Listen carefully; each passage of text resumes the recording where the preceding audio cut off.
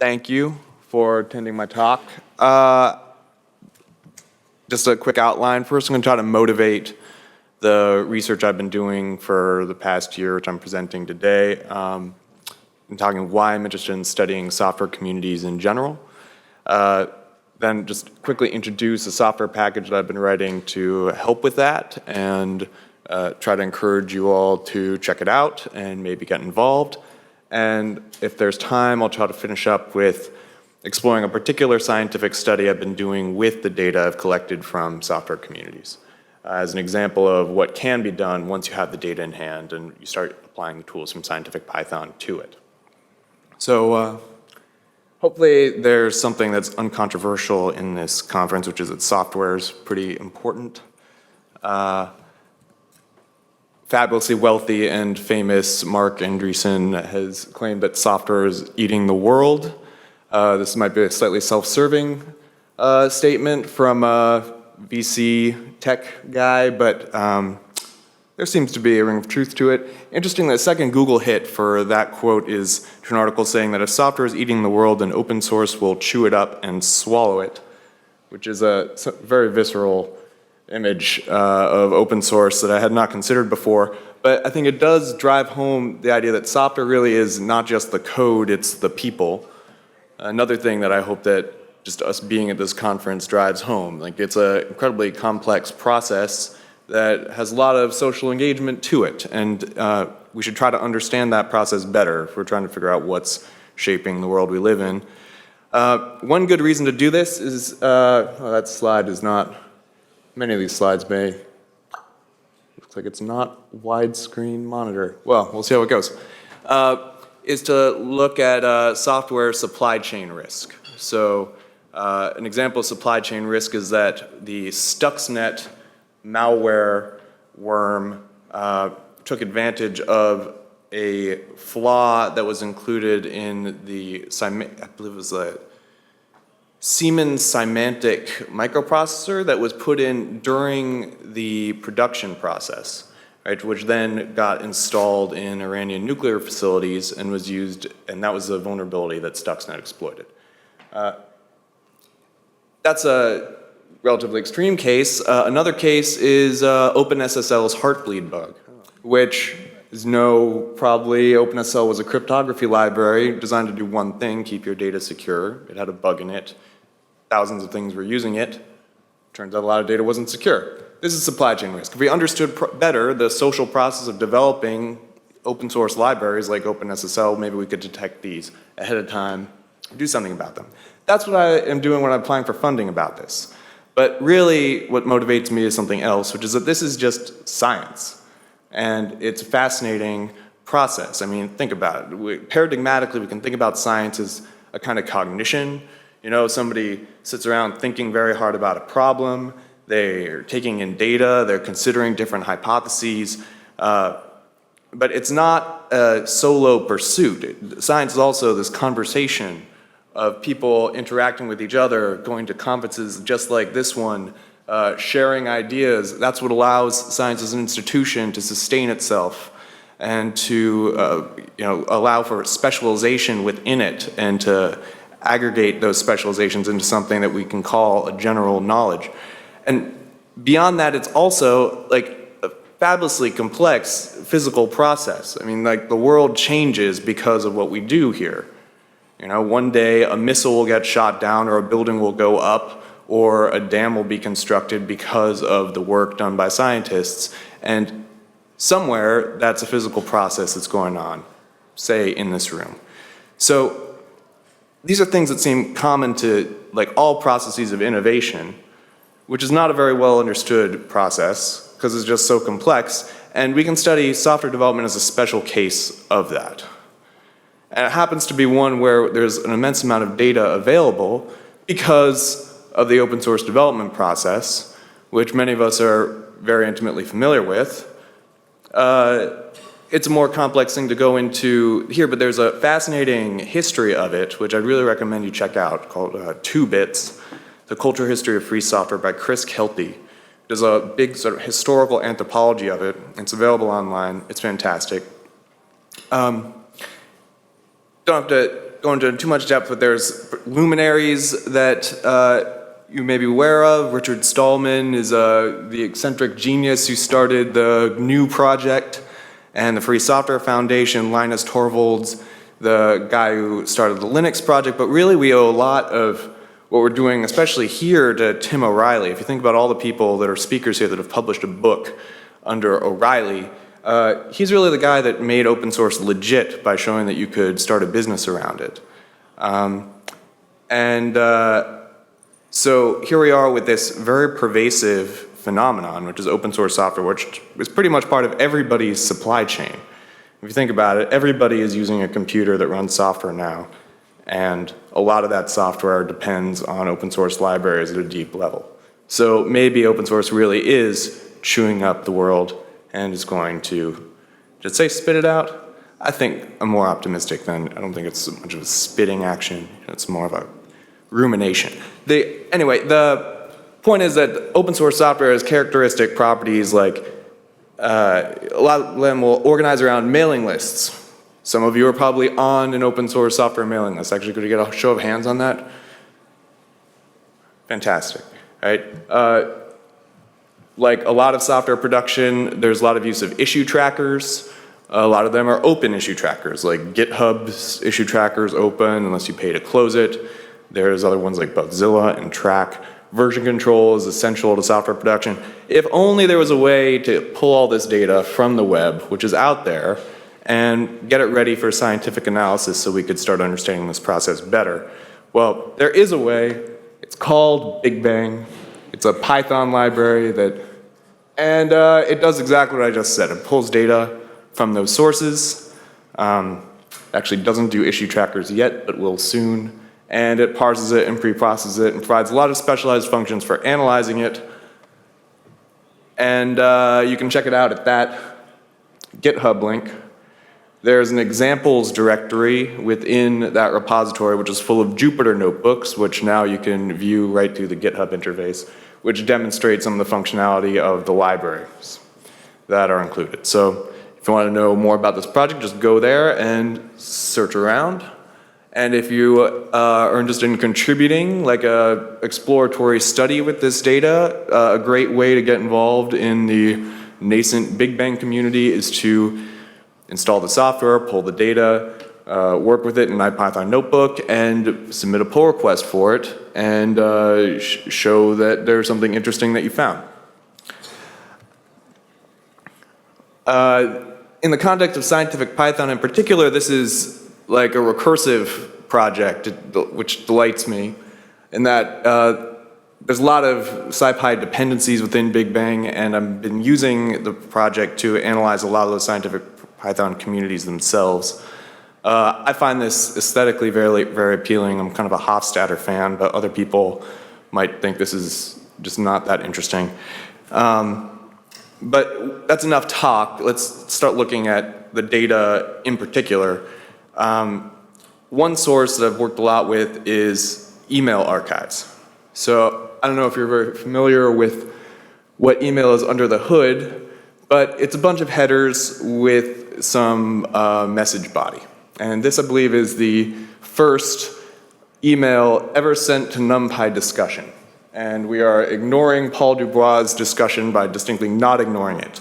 We are looking at there's the headers, there's the message. It's time series data. Email's very interesting as a time series. It's also got this interesting feature that every email that gets sent has a globally unique ID that's set by the mail server. And when you send a reply to an email, there's an in reply to header that has a pointer, or really just has that ID right there in it. So what you can effectively do is create a social network from the archival data by connecting the author of the replies to the author of the thing that they were replied to. And so this is an example of 1 month of activity on the IPython dev list. Maybe some of those names are familiar.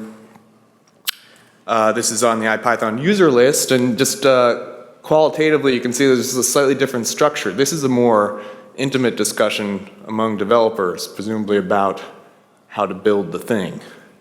This is, as a users list, as you might expect, it seems like a lot of people asking one question and then getting a response from some of the core devs. So this is like a promising early explorations. This is SciPy dev. This is SciPy user. There was a ton of activity in November 2011. I wasn't there, I don't know, but you can go back and read it. NumPy discussion. You can throw them all together too, because it's all the same email, and now you get a giant hairball that you can't read. But there are some nice visualization tools out there if you are interested in looking at them further. Here's the technical part. For a lot of these tools, like I found it very useful to use NetworkX and then export it to Gephi or Gephi. That might be one of those GIF things. Gephi's in Java, so sorry, but it's creates some beautiful pictures, and I've learned a lot just by playing with it. The problem is, let me see if I can resize this. Maybe it'll be a little bit easier to. Pardon me. So the problem is, once you get these big hairballs, it's not really clear what to do with them. But there is quite a bit of literature on complex networks, which show up basically every time you get a lot of people interacting. I believe this is like a co-authorship diagram of, I think that's philosophy publications. But you know, a graph is a very general data structure. So you get all kinds of different models of how graphs can be generated, and they have a lot of fun different properties. I like this picture. Kind of shows the qualitative space of possible nodes. You've got extremely structured nodes, very random nodes, very modular nodes, very unmodular nodes. That's just the start of it. One way you can distinguish between networks is through their sort of overall emergent or statistical properties. So one is like the degree distribution. So somewhat famously in literature, a lot of nodes have what's called a scale-free distribution, which means it drops off linearly on a log-log, versus other kinds of nodes which have more sort of a bell shape. And the reason why this is plotted on a log-log is because if you plot it on a linear axis, it looks basically like nothing, because you just get a giant spike here and a really long tail. Another really fascinating measure is degree assortivity. Assortivity in general is the correlation of a property between adjacent nodes on a network, sort of overall on the whole network. And degree assortivity is just assortivity on degree, so how much highly connected nodes are connected with each other. These illustrations provide, I hope, an intuition.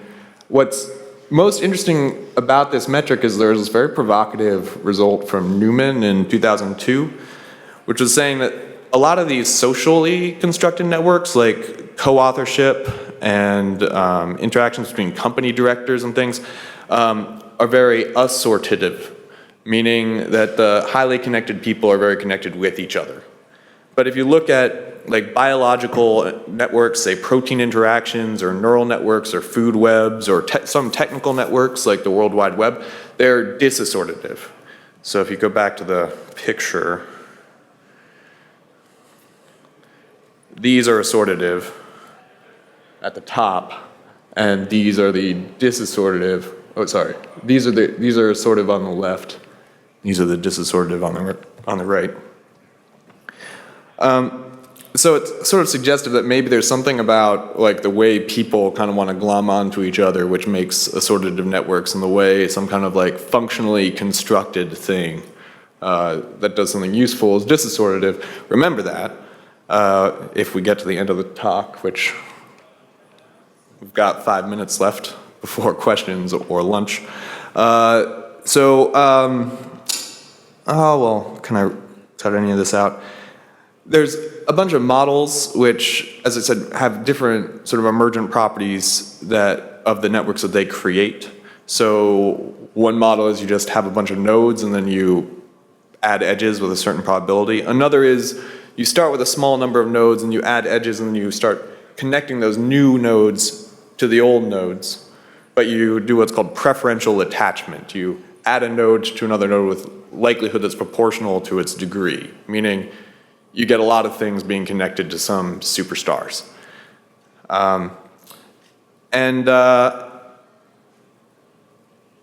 The trick is, if you have all this observational network data, it's not really clear how you figure out what created it.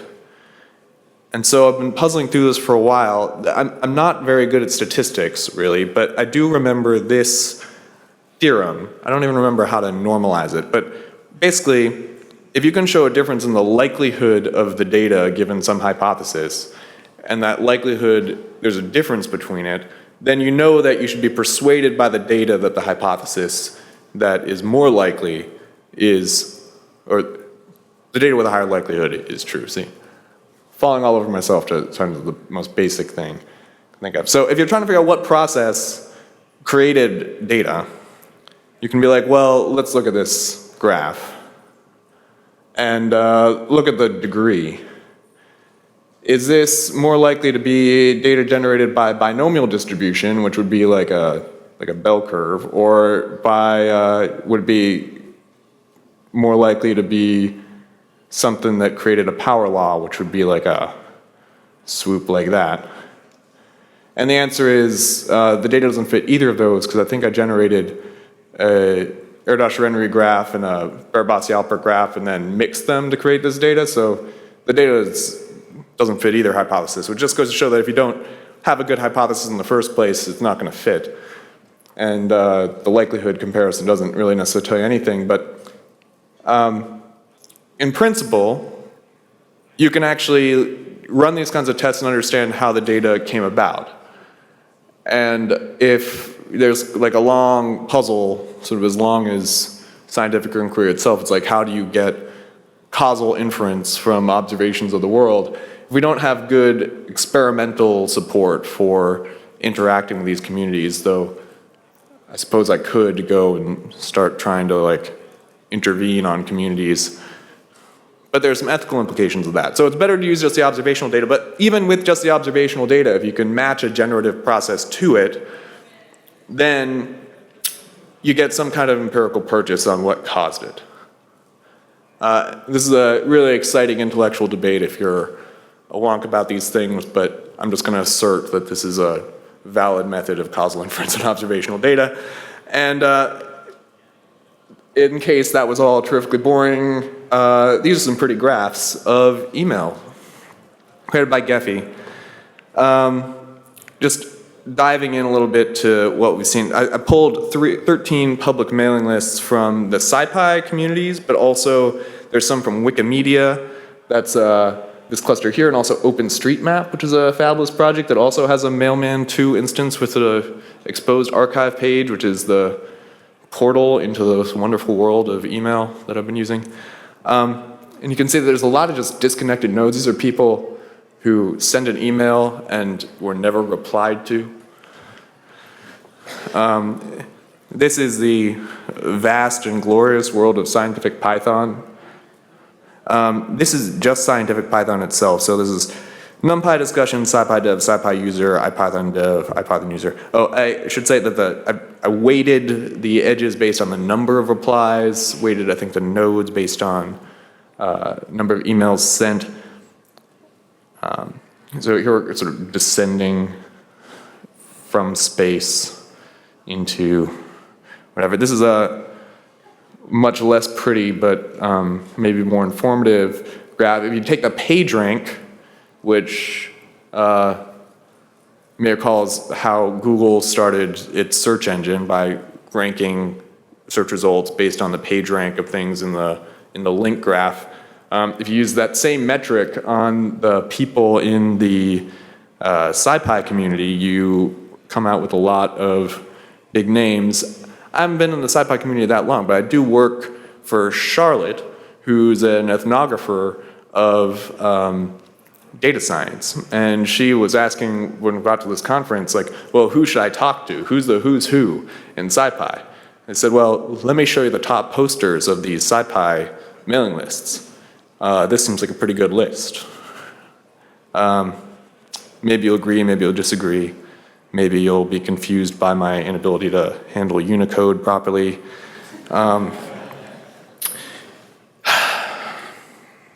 Anyway, so we have all this data, it's beautiful data, and I wanted to actually do something scientific with it rather than just visualize it, and because I spend like hours oohing and ahhing over the, does that mean it's question time? You have a choice. You can either question time or take a couple more minutes. Are there any questions before I go on for a couple more minutes? I see no hands raised, so I will go on. Oh, no, there's one. You raised heartbleed as an issue. One of the challenges with heartbleed is that this SSL project ended up being quite hostile to contributions.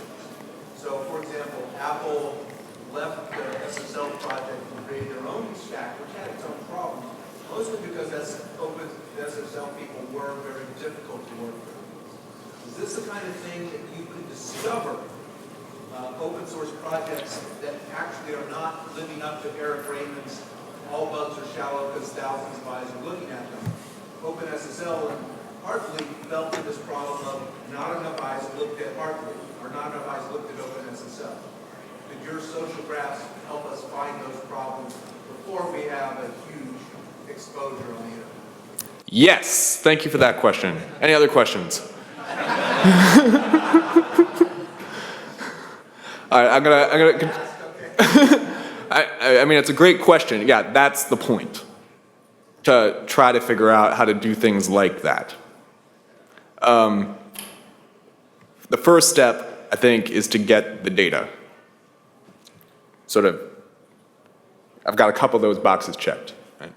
The next thing is, what's like the baseline level of activity that you expect from one of these communities? That's why I'm trying to match the distribution on these networks. You know, just trying to get descriptively, what does it look like so I know when there's a deviation from it? Or like, what is a significant difference from some mean activity? You know, there's a lot of digging to do. It's like solving the problem that you described is a very ambitious and important project, and I'm just trying to build some scaffolding to get there. But that's exactly the point, to get to that, to be able to answer those kinds of questions. Anything else? Just related to that, have you looked at any, known cases, there's famous forks and stuff, or that you've looked at data sets trying to see these kinds of problems time series-wise? That's like the next thing to do. I would be so thrilled if you did that. But like honestly, this is just the beginning. So good idea. Is that The good idea is look at famous forks. So something I want to look at is, Node.js had a recent fork. Apparently all that data is on the GitHub repository. I got a friend to join it to tip me off to this. It's like all the drama's on GitHub for there. So if you, possibly you could get that data, see whether there's distinctive like factions within the interaction graph based on that, and use that to get a sense of how you might predict forks in the future or prevent them.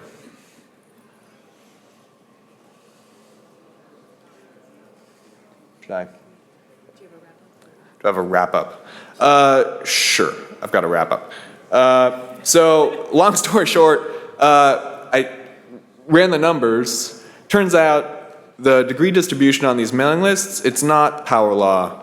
It's probably log normal, which means that a lot of the complex network theory that is about power law distributed graphs does not seem to apply. Maybe a more generalized linear model is a good next step. But yeah, more interesting, sorry, just been geeking about this too long. They're disassortative networks. Like the open source communities look like they're organized much more like a biological network than like one of these co-authorship networks, which to me is a very intuitively appealing result. Like, what if the reason why these successful open source projects are so successful is because they're actually organized in a way that makes sense, because they're trying to accomplish something. I find that just a nice preliminary result.